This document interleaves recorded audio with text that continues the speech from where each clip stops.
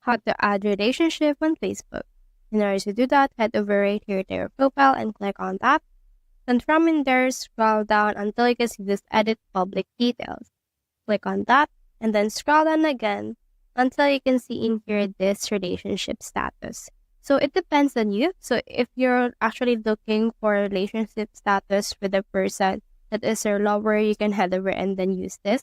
However, if you're establishing a relationship like parental relationship or sibling relationship, then what you can do is you can head over right here to your about info. So from in there, just head over right here to your profile and click on edit. And then just click on this edit right here. Click on your edit about info. Then scroll down. And in here, you can see in here your relationship. You can also add family member depending on your kind of relationship. Click on this right here. And then you can put in here your relationship status. So for example, let's put in relationship. And then you can mention your partner right here. Like for example, let's mention this person. And then you can tag them.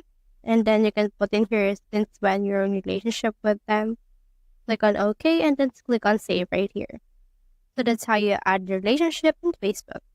Hope we helped.